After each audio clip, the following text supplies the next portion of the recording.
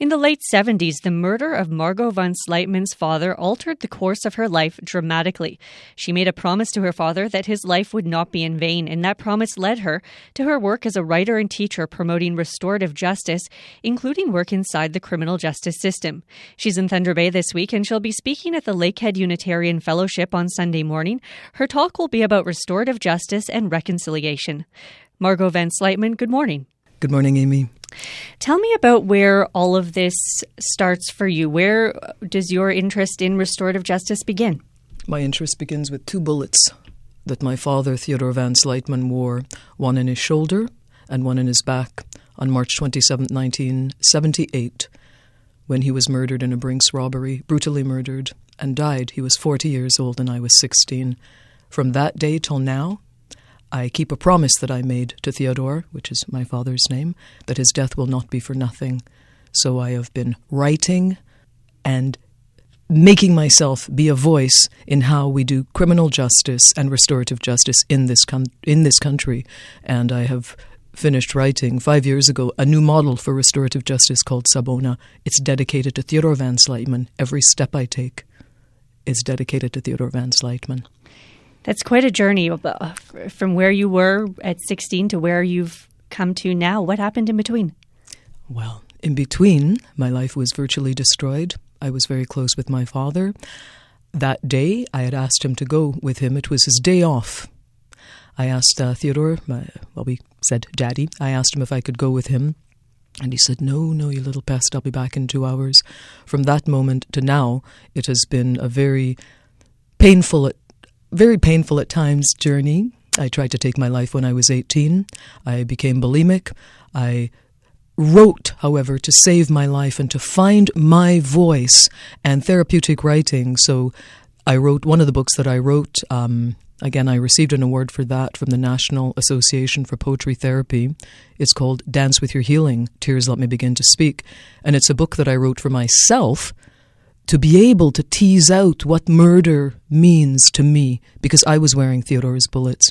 So I wrote that book, but I ended up turning it, Amy, into a series of poems that could be used for individuals who were suffering deep grief and deep loss. And I received an award for it, and that catapulted my work and changed my work because Theodore's murderer emailed me. He emailed me, and I chose to respond, telling him I want to meet you.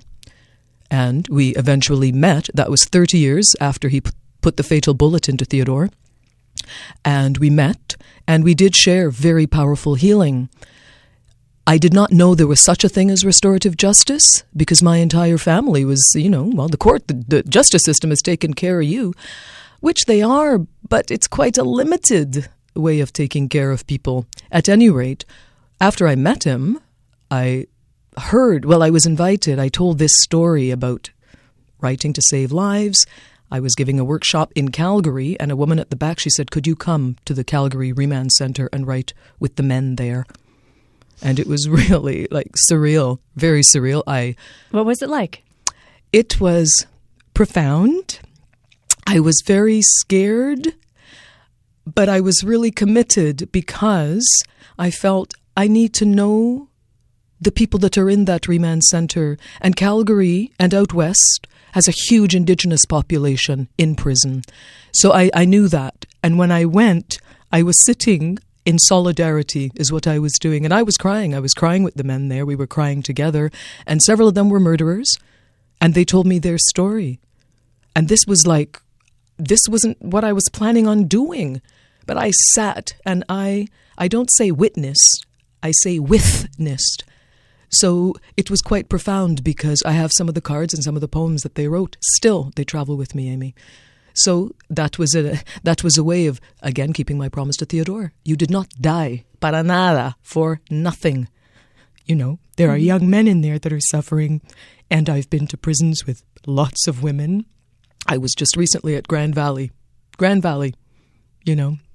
Ashley Smith took her life at Grand Valley, and I sat with the young women there, and we wrote, and I shared my story of how even from brutal murder, I have shared healing with the murderer, and I have found my voice, and I have a life, and I want to be a change in this justice system in Canada.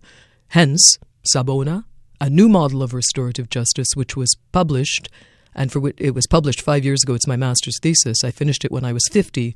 I am now 57, and this year I received an award from Athabasca University for this, a new model of restorative justice.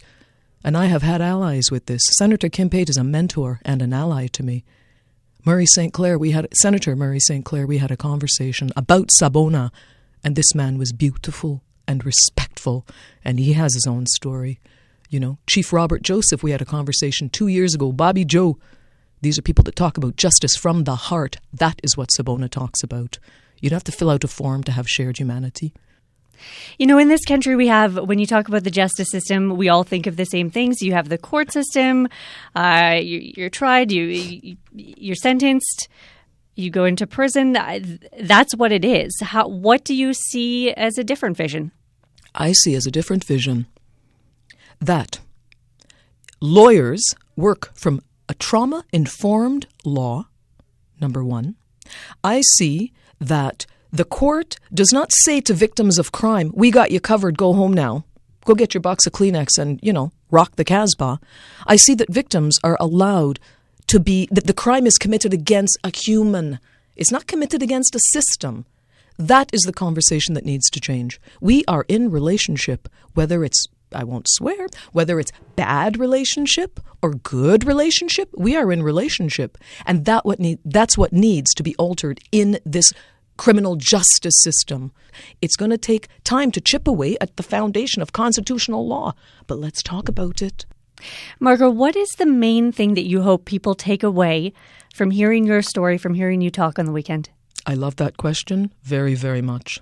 And this is what I usually say at the end. If you leave here remembering one thing, remember Sawbonna. We are in shared humanity. And it is the tool that can take you from, oh my God, they terrify me and I'm scared and I'm not going to talk to them. It's the tool that say, no, we're in shared humanity. It is not laws that are going to change how we treat each other. It's what goes on in the heart. And that's what Sawbonna talks about. Thank you so much for coming in. My pleasure. Thank you for having me.